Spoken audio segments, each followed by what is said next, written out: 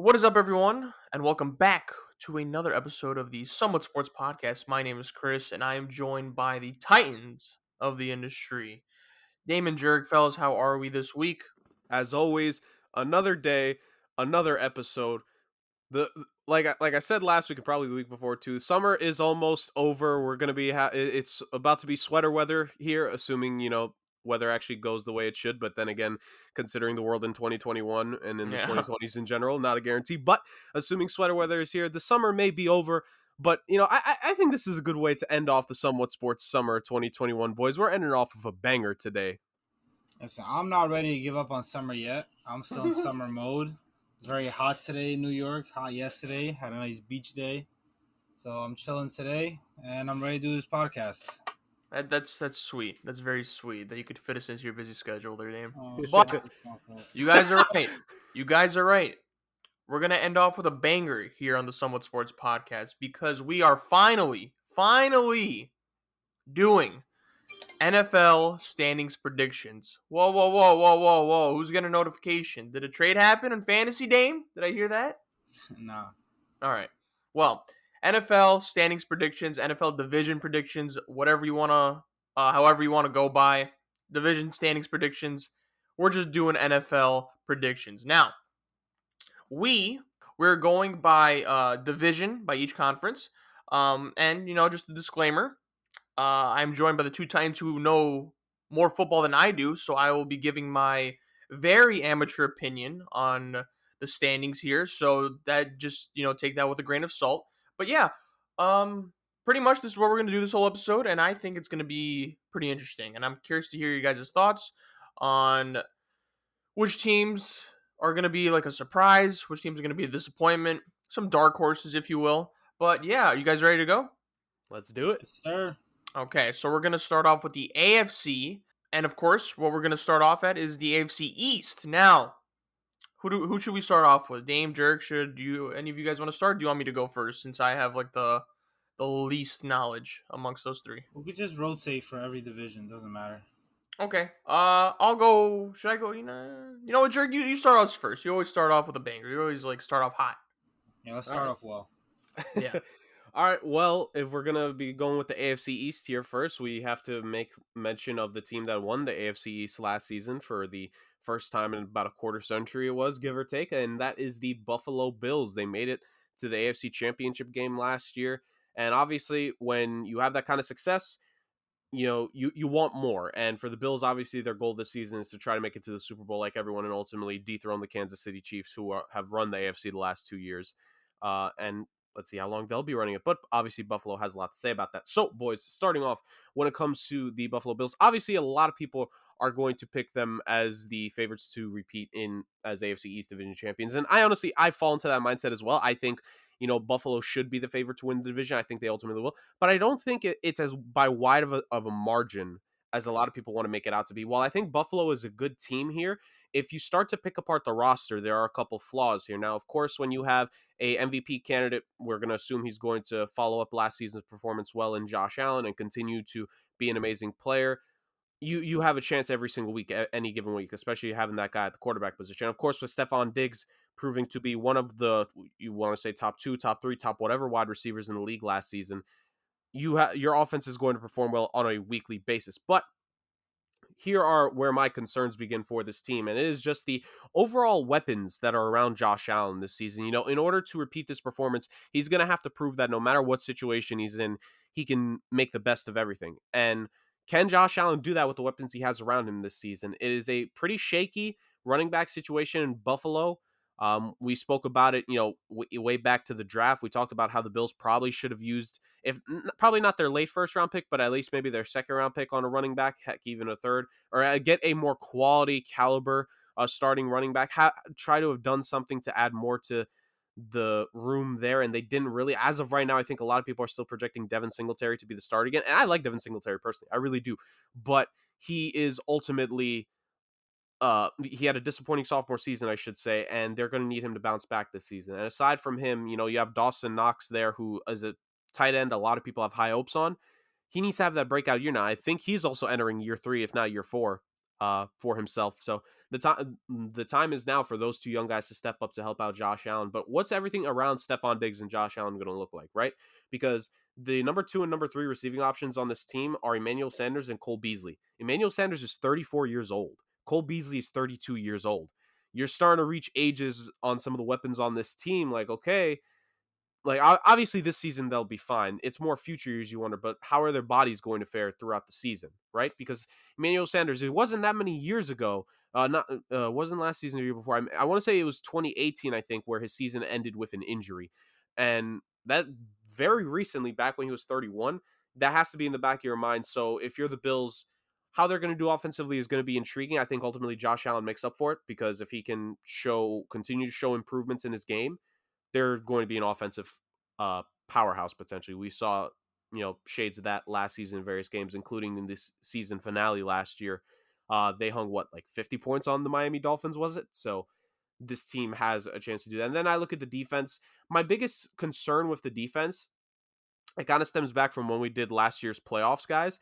But have they made the improvements they need to make so that this defense is way more consistent? And yes, the Bills are a great defense on paper. They're probably, I think most would say, they're consensus top 5, if not top 8 defense in this league. And in part because of their defensive back roots, Tre'Davious White, Jordan Poyer, and Micah Hyde. That's amazing.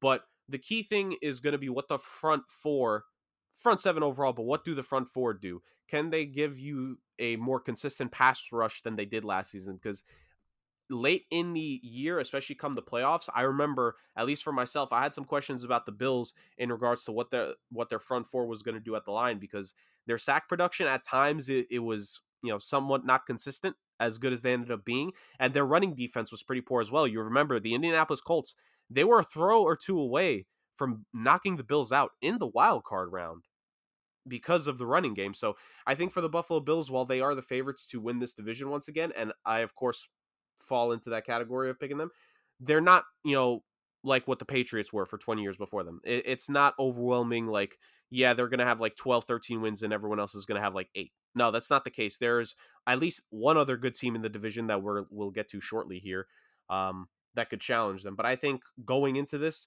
you gotta have your money and your mind on the Buffalo Bills to once again take in the AFC East this season. But moving on from that, I want to throw this to you guys so we can open out the discussion a little bit more, because those are my thoughts on the Buffalo Bills, and of course we'll add to that. But the number 2 team that everyone, I'm sure this podcast as well, is projecting to be are the Miami Dolphins, boys. So what are we thinking about? It's year 3 now of Brian Flores, guys. Year 2 with this like kind of set of guys, because year 2 for Tua, year 2 for some of the offensive linemen, some of the defensive players. Like, how realistic of a challenge is it that the Dolphins will pose to the Buffalo Bills? Is there more than just a dark horse chance at them taking the division, or do you think when they do meet up these 2 times this year, like Miami actually has a chance at stealing a game away from them? I actually don't have the Dolphins as the runner-up in this division. Okay. I do have the Interesting. Bills. I do have the Bills as the winner as well. Yeah, Just same. to quickly go over that, it's not even that I'm just such a believer that the Bills are this championship contender or anything like that. I just believe the AFC East is just weak once again. Like, it's been weak for the past 20 years, but the Patriots have run it. But now it's, I guess, the Bills' turn for a couple years. Josh Allen is the best quarterback in the division. They have the best roster. They have one of the best coaches. It's a very good division for coaches besides like the Jets. We'll see how that goes. But Sean McDermott's a really good coach. Josh Allen just got paid. Hopefully he can get better from last year or kind of stay the same, because he really did have his career year. But as for the second place team, I do have the New England Patriots being there. We know the Patriots had a very busy offseason in free agency, from signing Matt Judon to signing Kendrick Bourne, Nelson Aguilar, Juanu Smith, Hunter Henry. I could go on and on with these guys. They traded for Trent Brown as well. Of course, they drafted Mac Jones to be their future quarterback. Who knows if he's going to start week 1 or not, but people have been raving about what he's been doing in preseason and in practices. So whether it's week 1, week 2, like, he's going to be starting real soon. He's not going to be sitting the entire year based off the reports that we've been getting. So I do have the Patriots as the runner-up. After praising the Patriots, I'm going to tell you why I don't think the Dolphins are going to be there. I think it's really technically Tua's rookie year. Like, he did play last year. He played a couple games, but the game plan was never really opened up to him. He never really got fully acclimated to be with that starting group. So this year, he's started from week one. He's been starting in training camp. He's been taking all the first team reps. So this is his kind of rookie year to get really acclimated into that Dolphin system and that offense. They have a couple new weapons. I know they got Jalen Waddle and obviously Tua played with him in college. But this is still a relatively young team. The defense is really good, but they're still young. They're still developing. I don't think the Patriots defense is far behind them, especially with Bill Belichick coaching that defense. And the offense, I think actually the Patriots are going to have a better offense than the Dolphins will because of the experience that the Patriots have on the offensive side of the ball compared to the Dolphins. So I do think it's going to be a close race for second and third.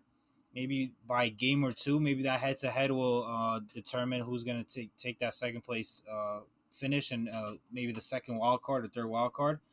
But me personally, I do have the Dolphins as the second best. I mean, the Patriots as the second best team in this division. So that's interesting, Dame, because I definitely want to get Chris's take on this. But my only thing with the Patriots, and I think one reason you're boiling it down to is like Bill Belichick is Bill Belichick, and I think a lot of people put a lot of doubt on him. A lot of people took their victory laps. They buried Belichick. You couldn't bury Brady, obviously, so they had to bury someone, and that someone ended up being Belichick. I think a lot of people took early victory laps on what was the downfall of him. I don't think the Patriots are a bad team at all. My only thing is that I definitely get your point of the offense last year with Tua, but Chan Gailey is gone, and finally he is no longer on an NFL team. Dear Lord. I think the offense is going to open up for Tua now, and I think just the depth of weapons is part of the reason why I'm going with the Dolphins as my number 2 team personally in that division. And the defense, like that defensive back crew has arguably the best corner tandem in the game with Xavier Howard and Jones. But then you get to the safeties, like we're not gonna go into every single roster in depth, but if this kid could get early playing time, they got a Holland out of Oregon in this past draft.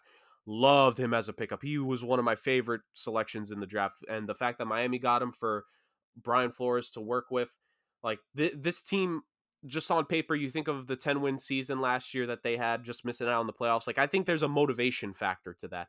And I think for the guys that are still there on this team to want to go after it, again, if Tua, like if they open it up a little bit, if he starts to make more of those throws that he shouldn't hesitate on, well, let me not even say make. If he starts actually throwing the ball a few times, now that Chan Gailey, the forever anchor that he is on NFL offenses and young quarterbacks, if he takes those chances, like I think Miami could be a really good team this year. But I can't doubt the Patriots and Belichick selection because like that dude.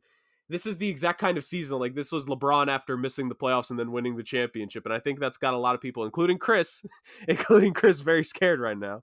Yeah, so it's weird. All right, so I obviously have the Bills at first place in the AFC East. I get why. I mean, look, 2 and 3 could be interchangeable. The Patriots are the Patriots. Bill Belichick is Bill Belichick.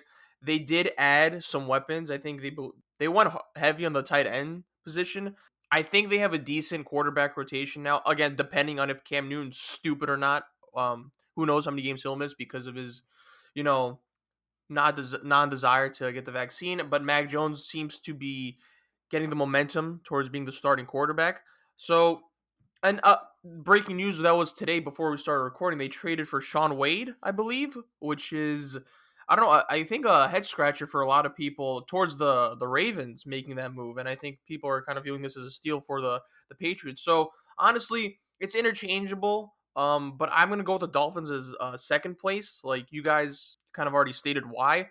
The defense is good. Also, and I think they went 10-6 last year. That was their record. And I think they got more weapons on the offensive side. I'm very high on Jalen Waddle, and they got Will Fuller as well. So I just think if you just accumulate everything, Dolphins are starting to trend upward, and the fact that I think that they got better makes me put them at number 2.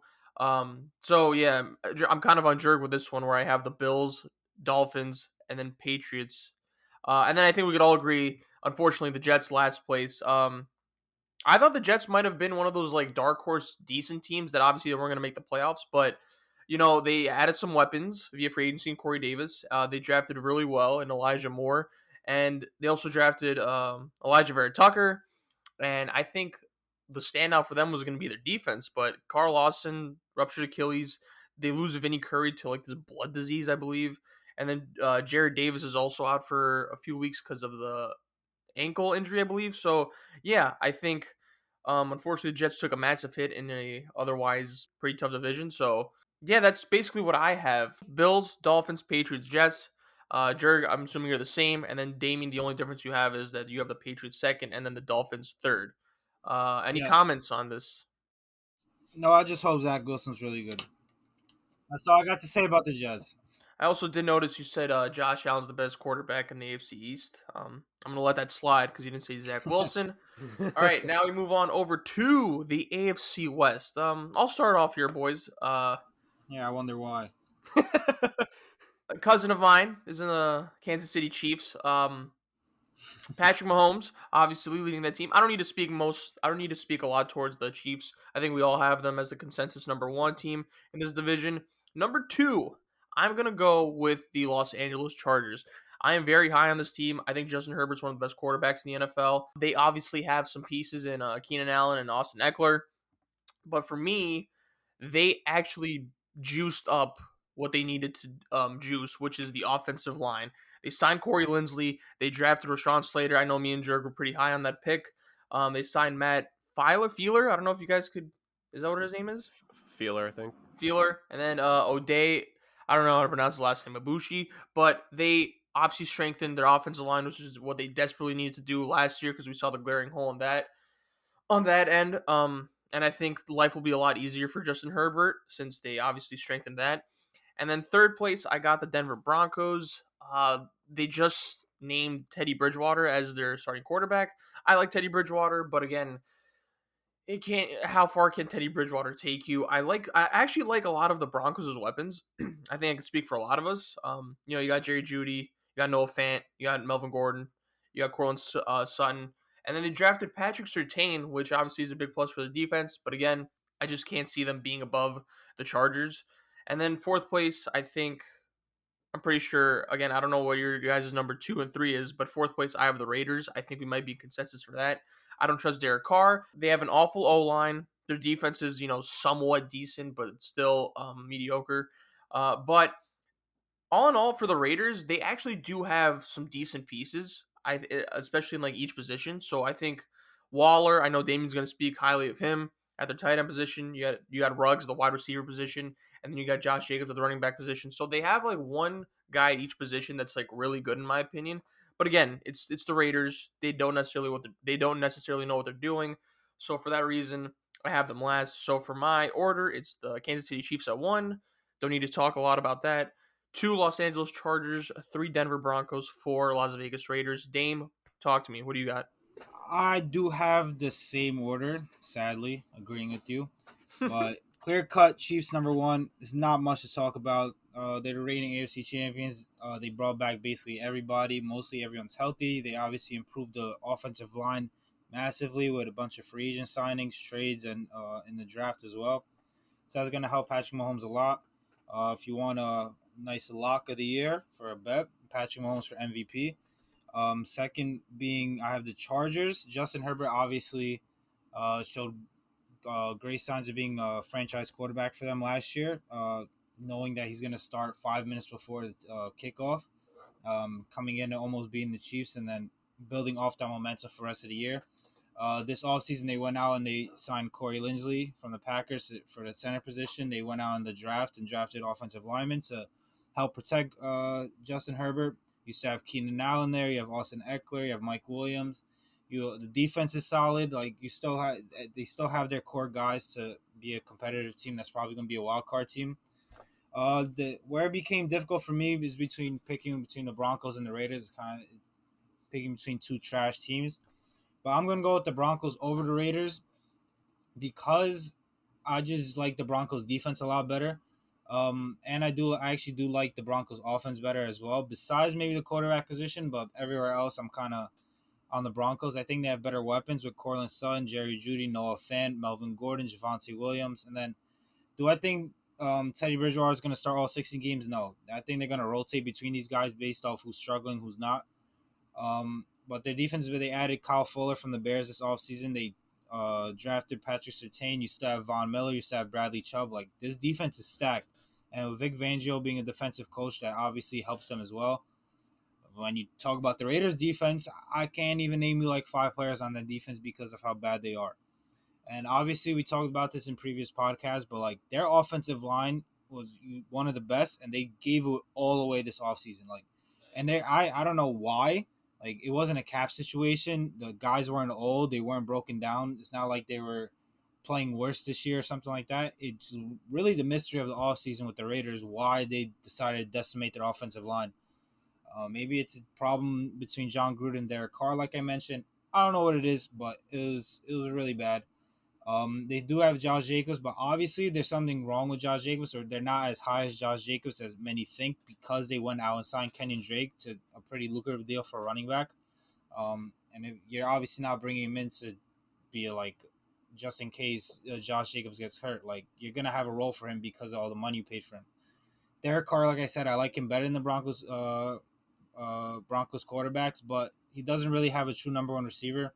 I know Henry Ruggs has a lot of hype for him coming out of college with the speed he has, but he's not that true number one guy that can get open by himself and go up and get the ball. Like, you need to go scheme plays for Henry Ruggs to get him the ball in space so he could do his work.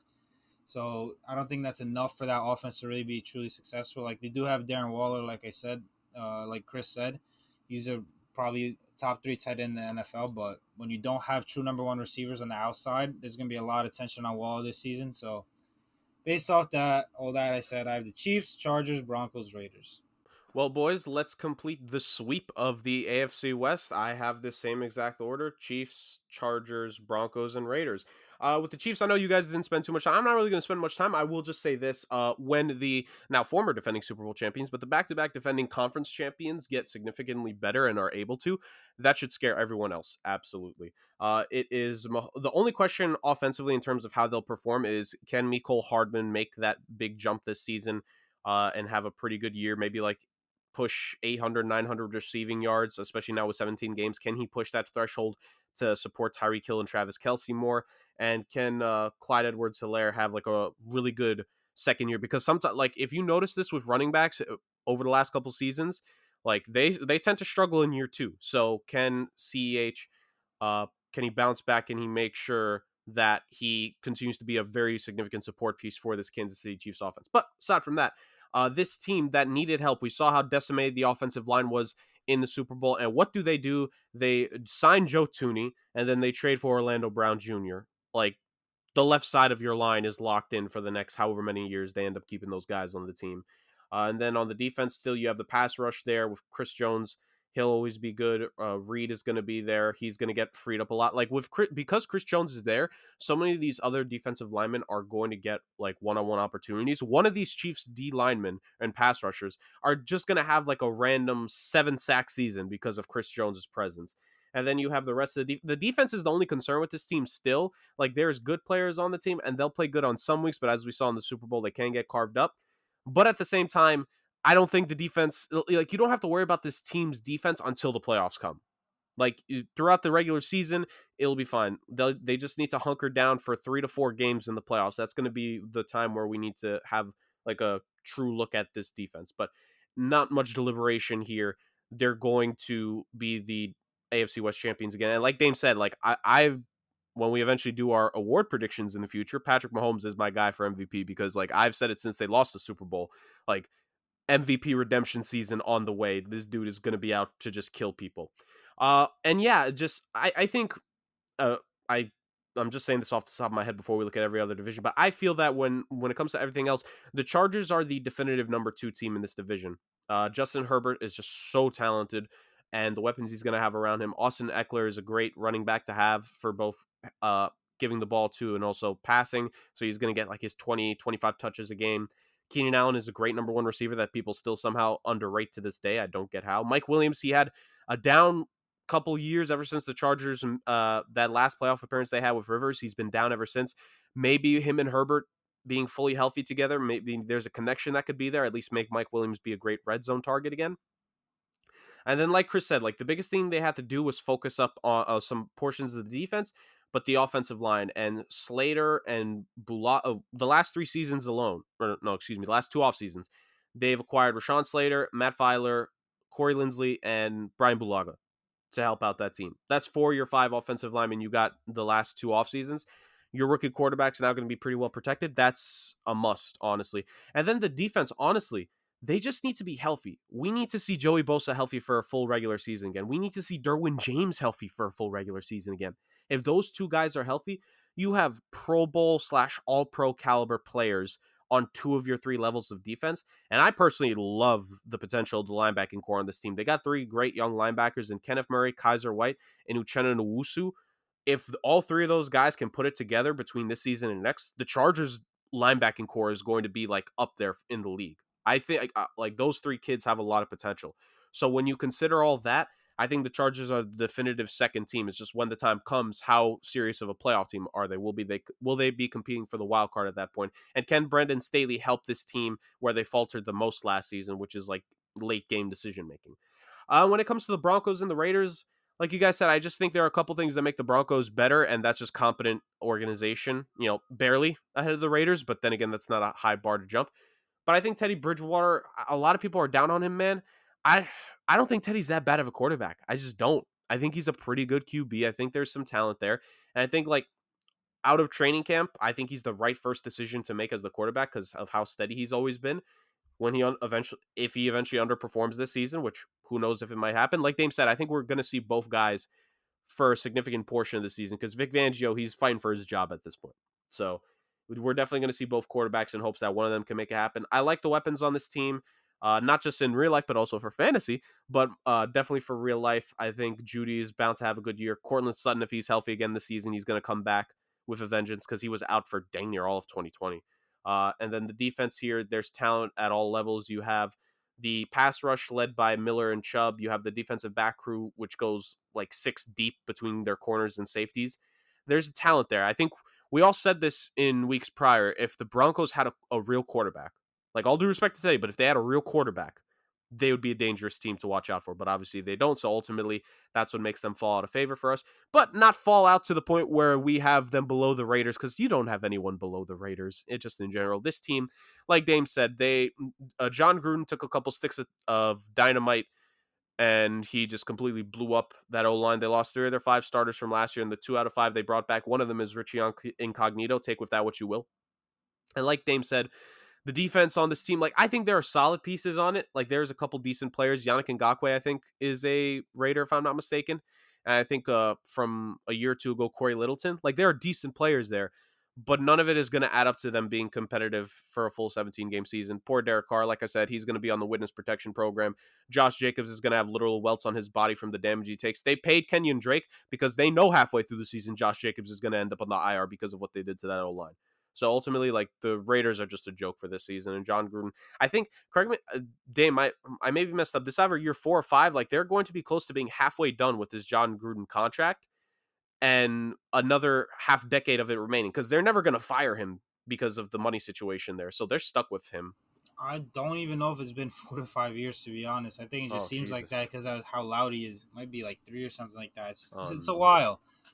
It's a while. We might have families by the time he's done. All right, so are we done with that division? Yeah. All right, move on over to the AFC North. This is a pretty interesting one. Dame, how about you start us off with this one? So I'm gonna have the Browns as the number 1 team. I know last year the Steelers won, but then we saw what happened in the playoffs when these teams met up. Like the Browns absolutely destroyed them. Like it was embarrassing.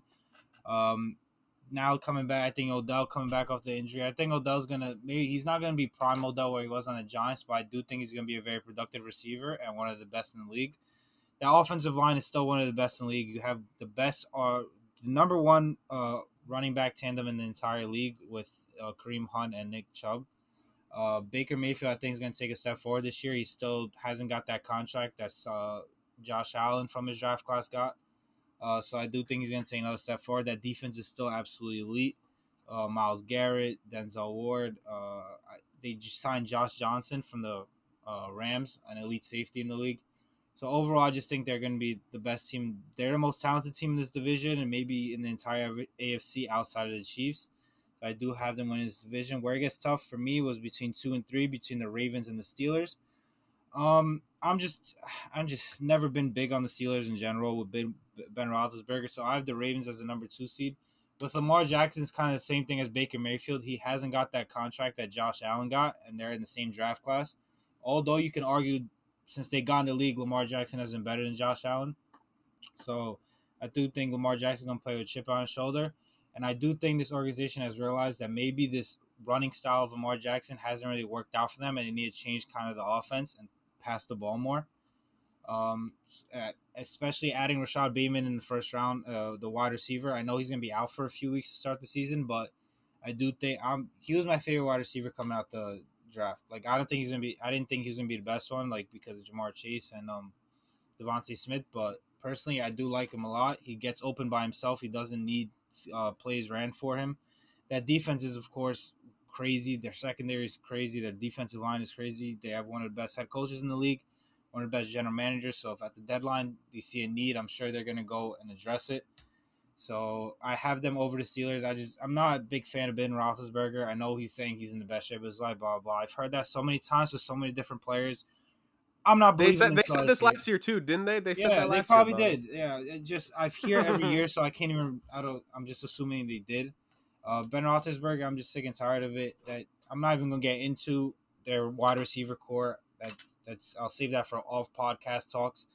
I'm not a fan of the receiving group. Najee Harris, I am a fan of, but that offensive line is garbage. Their best offensive lineman got released, David DeCastro. They didn't really replace him. That defense is good, but Devin Bush, I know he's going to be out for part of the season, so that's going to really hurt them. They lost Bud Dupree, I'm pretty sure they lost in free agency, right? Yeah, he went to the Titans. Yeah, there you go. So they did lose pieces on this defense, which really carried them for last year, but I don't like Big Ben. I don't like the receiving core. And I do like Najee Harris, but it doesn't matter if the offensive line is not giving him any space to run. And last place in the division, of course, the Bengals. I hope they look good. Like I don't think they're gonna be a good team because they just don't have the talent. But as an NFL fan, I do hope they are entertaining. I hope Joe Burrow stays healthy. I hope he stays upright. I hope the offensive line doesn't get him hurt again.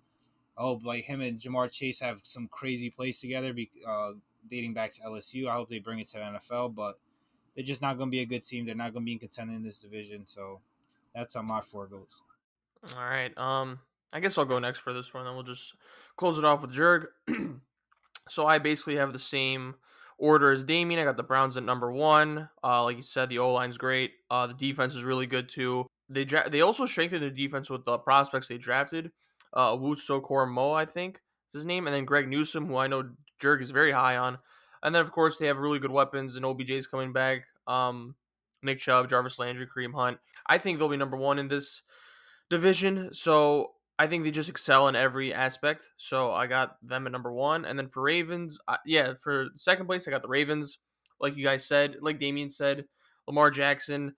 They traded Orlando Brown to the Chiefs, weakening their O-line. So that was a little bit questionable. But I do think they improved their wide receiver core. He's not like a huge addition, but Sammy Watkins was at least an improvement to what they have. And then I'm also a big fan of Rashad Bateman, who I think could be their wide receiver 1, actually. There's a possibility Lamar Jackson misses some games. Again, we don't know what the protocols will be. We don't know how many games he will miss because of, like, if he decides not to get vaxxed. So who knows? Third place, I got the Steelers. Like Dame said, I believe they're frauds.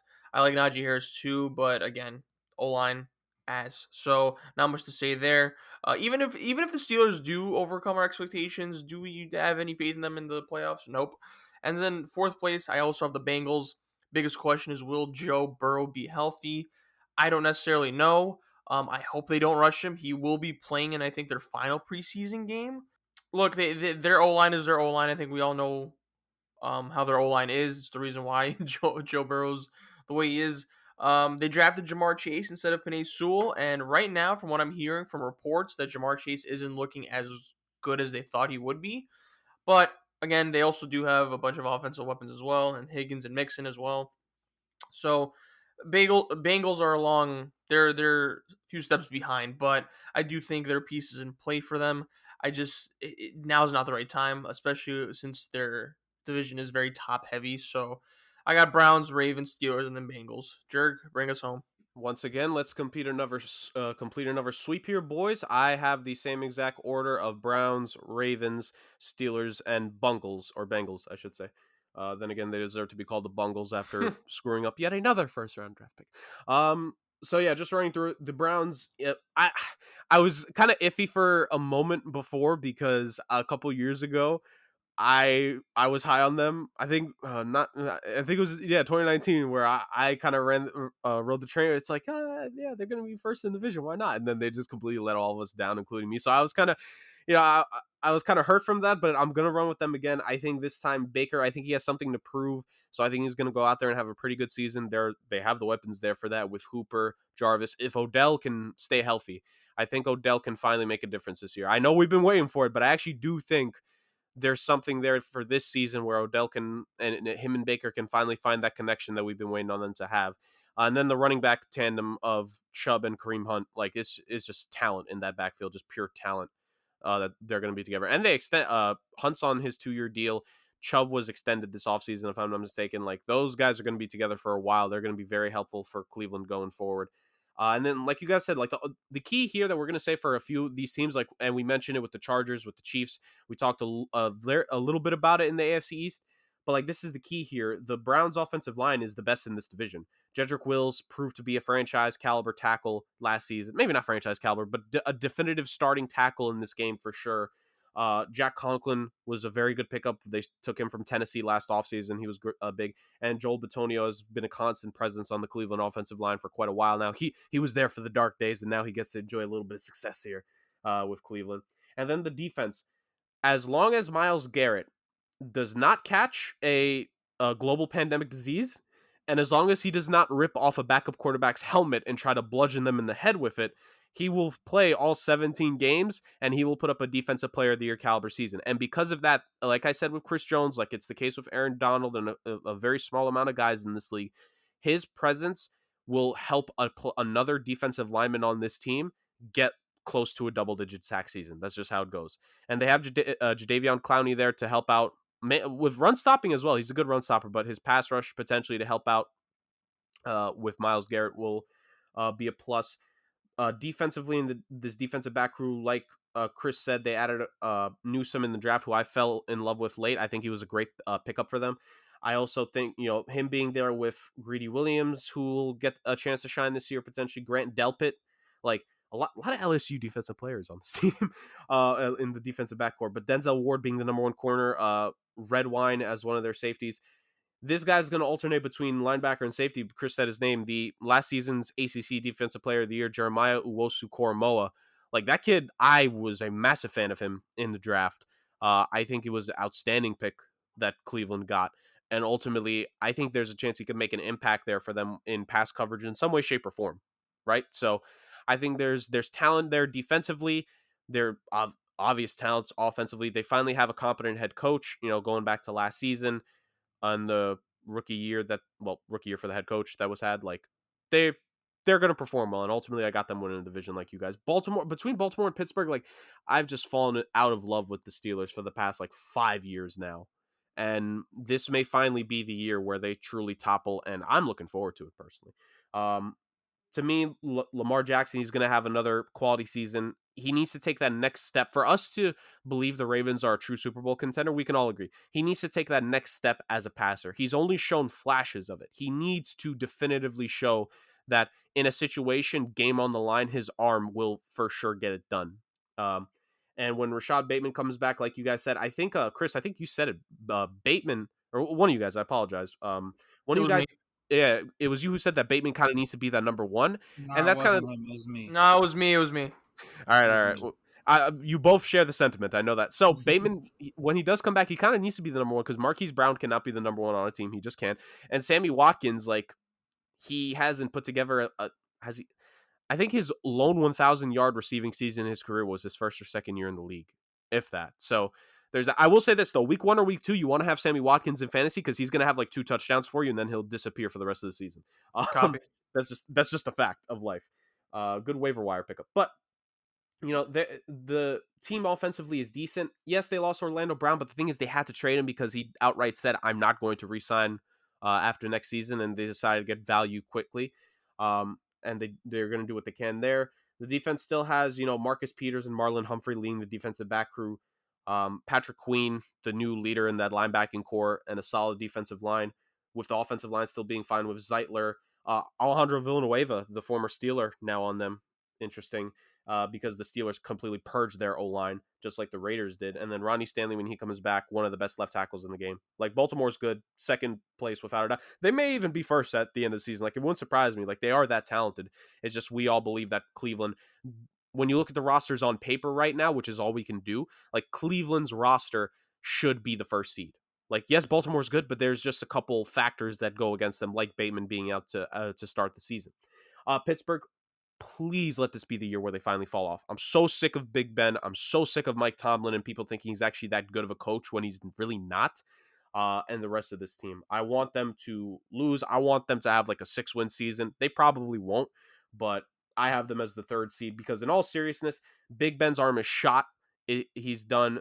There's no offensive line to protect him and help Najee Harris. And like Dame said, like, the wide receiving core, you know the names, but you don't know them because they're good. You know them because 2 of them are on TikTok. Like, nobody cares. And to end it off, like I said, the Cincinnati Bengals, or Bungles, however you want to call them, honestly. Like, the real question is here, over under 1.5 trips to the ER Joe Burrow's going to have this season. Once again, if Joe Burrow can stay upright, if he can stay healthy, if he could connect with his weapons when the time comes for him to come back properly, which, kind of like with a quarterback in the other conference we'll get to here soon, you hope that it all goes well, but don't rush him back, Cincinnati. Don't screw this up. Let him come back naturally and see what happens. If you got to go through one more year of waiting for this division to take a step back potentially, like, just do that then. Because Cleveland needs to figure out the quarterback situation. As weird as that sounds to say, they need to decide if they're going to re-sign Baker. Baltimore still needs to clean up a lot of things. They can only rely on Lamar being a running back. I don't mean this as disrespect, but he is essentially a running back who could throw with how dynamic he is. And then Pittsburgh is going to fall off after this season. Just bite the bullet for this year. You've bitten the bullet in this division for 2 decades. What's one more year? So that's ultimately how I see it playing out when it comes to the AFC North. At one point, one of the most vaunted divisions in the league, and still some good teams here, but just that doesn't feel the same. Not the AFC North we grew up with. Yeah. Unfortunately, Jurg, I do see the Bengals rushing Joe Burrow. He's already playing a preseason game. For what? My only thing, I will just say this when it comes to the putting him in the preseason game. I hope To, like, test the waters, maybe? just test how he's feeling on, because the thing is that there's a difference between practice speed and game speed. And yes, while preseason is not a real game, it's still better than practice. So I think just like having him get his body back into the motions of dropping back to pass, not necessarily to scan the field, but just dropping back, planting his foot. I think he needs that just for this preseason game. If they're smart, which is a big if, like, you only put him out there for like 2-3 drives. Like, just to see, and if he looks fine, maybe you test it with a 4th drive, but if not, just sit him and just like make sure that he stays good and healthy. Like, that's the whole reason. That's why they should be doing it. Are they doing it for that reason? Remains to be seen. Yeah, I agree. Like, he hasn't played in a year and a half. You got to get him some kind of reps before week 1. All right. Okay. Jurg, how about you continue the momentum leading us in the AFC South? What do you got? Oh, the piece de resistance of the AFC here, the AFC South boys. I hate that these words are coming out of my mouth because I've really learned to not like this team over the last, 9-10 months. But the Tennessee Titans are my pick to win this division ultimately now, because Quentin Nelson, I know there's been progression in him and Carson Wentz, getting closer to start than what was reported a couple weeks back. But even if Quentin Nelson does return early, like not being 100% at the very beginning of the season, especially with that, the first 4 or 5 weeks they have is one of the toughest, if not the toughest in the league to deal with. And having no Carson Wentz for that is big. I just have Tennessee winning the division. Their offense got better because the Julio Jones acquisition, like, that's just going to make you better. It's going to give Tannehill another weapon to throw to when he comes back. Because apparently these AFC South quarterbacks just can't stay upright, whether it be due to injury or whether it be due to COVID, apparently. By the way, Jurg, yeah. sorry to cut you off. Schefter tweeted I think an hour ago or so, that 9 players, I also think include, and also some head coach and some coaches, I think are all under safety protocols right now. Mhm. And I think some of them also are tested positive for it. I'm not sure, but that's 9. 9.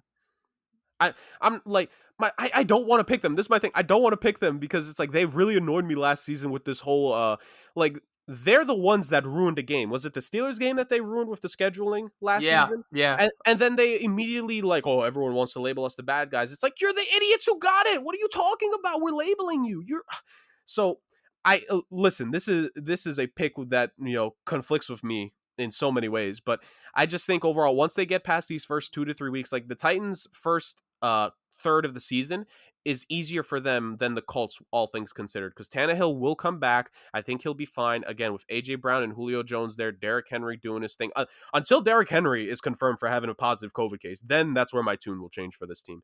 But until I see that news, I'm gonna have Tennessee at least at this point winning the division. The defense I have questions on, but if Bud Dupree is back, he'll provide pass rush. I think there's some pass rush potential in this team with Landry there and Simmons. And then Rashaan Evans is a good linebacker to have. And then it's all on the defensive back crew for this team. If Kevin Byard can continue to be one of the top, 7, 8 safeties in the game, maybe top 5 to some people, I'm not going to argue it. I'm just saying, like, he's in that range. And if Christian Fulton can take a massive leap here in year 2, which he'll have to take because they let go of Adoree Jackson in the summer, I think ultimately it's just one of those things where I just see Tennessee winning the division. I don't want to pick them. Trust me, I don't want to do that. But I have Tennessee ultimately winning out the division. That's what I foresee happening at the end. But the team that I wish would win the division is the Indianapolis Colts.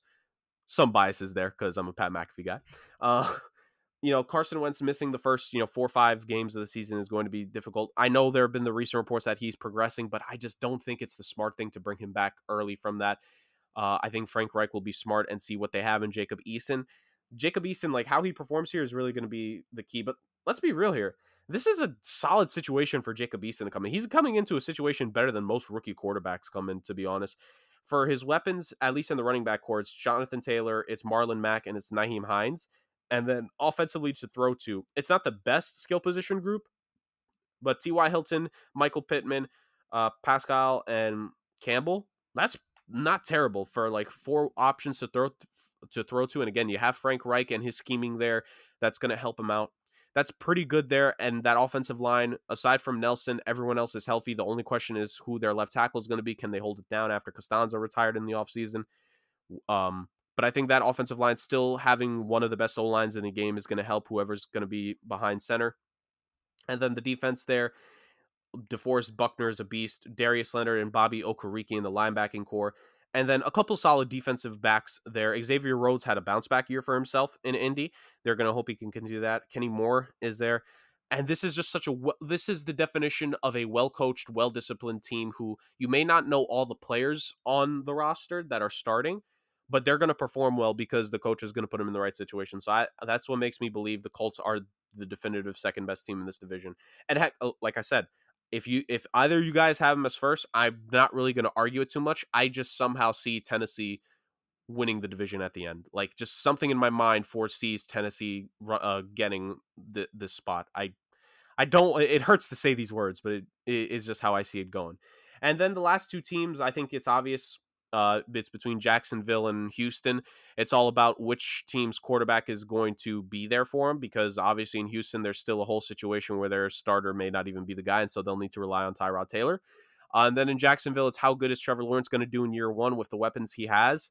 And I need to stress the weapons because the offensive line there, it's average, maybe slightly above average at best a few weeks, but it's not that great. So that's what it all is. Like Jacksonville's kind of in a situation, funny enough, like the Bengals, where they may have 1 or 2 good games this year where it's like they show how good they could be, but this is just not their year. They need to wait another season or 2 for the teams here to decline, because some of the players on the Colts and the Titans are either getting old or they're due contracts that they haven't signed yet. So there's that situation. I just don't think it's Jacksonville's time. They need to develop. They need to build that team around Trevor. They need to build that offense around Trevor Lawrence more specifically. The defense has a couple players here and there that they just need to, step back up again. Henderson, especially in the defensive back core. I don't know what the heck is going on with that guy. I just don't. But they need to figure all that out. And then, Houston. Dear God, is all I could say when it comes to the Houston Texans. That honestly, that's all I could say when it comes to that team. Like, just dear God, what is going to happen with them? Dame, I'll let you finish it off. So I'll just go next. Jurg, I'm pretty sure I'm in consensus with you. I have the Titans at first place in this division.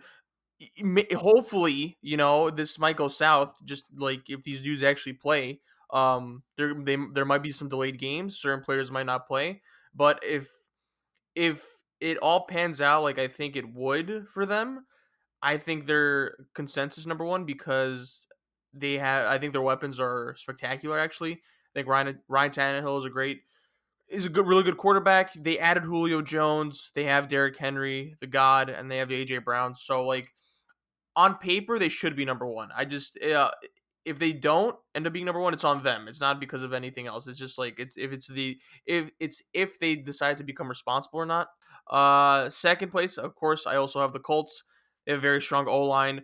I think before the injury, it was honestly up in the air for me as in terms of just like who's gonna be first place in this division, and honestly as like who's gonna be the biggest threat to the Chiefs in the AFC. To be honest, like that's how I viewed it as. But that's until Wentz got hurt, and that's also until Nelson got hurt. Again, they have a lot of good weapons as well. That's not a bad way to look at it, by the way, because when you look at both teams, like it's Derrick Henry, Julio Jones, and AJ Brown that scares you when it comes to the Titans because those three could be pretty good. Like they can match up with Kansas City on that end.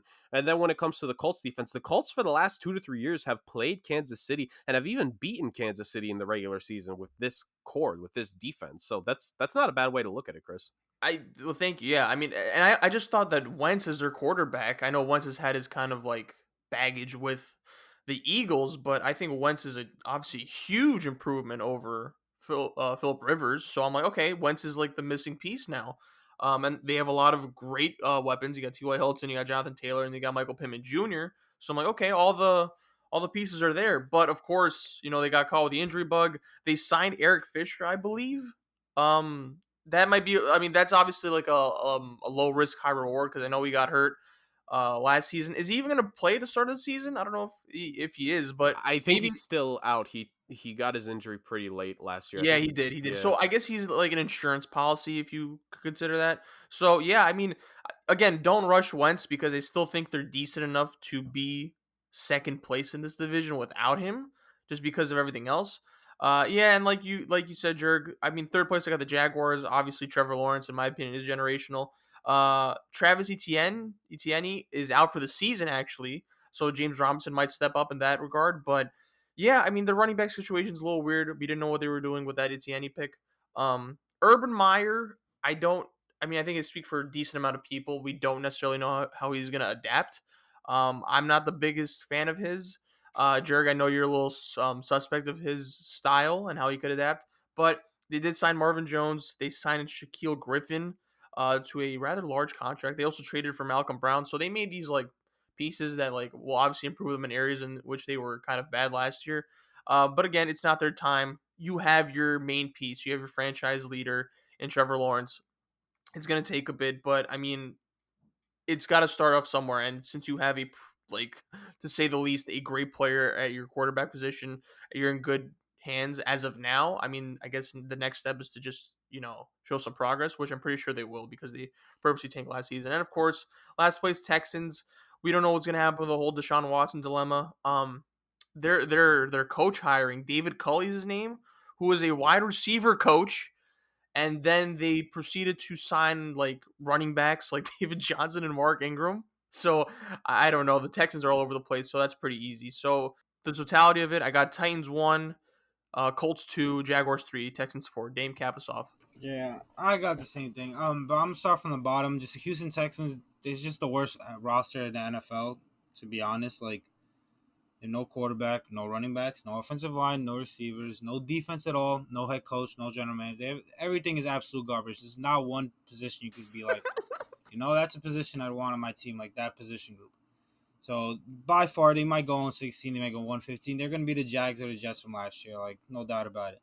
Then you have the Jacksonville Jaguars, who are going to be pretty bad themselves, but like you're going to tune in to watch them if they're on TV. You have Trevor Lawrence, James Robinson, Laviska Shenault, DJ Shark. Like they have young guys on that offense that you want to watch. Some guys on defense as well. Josh Allen, Miles Jack, C.J. Henderson. Like there's pieces here that could be part of foundation moving forward if they develop them the right way.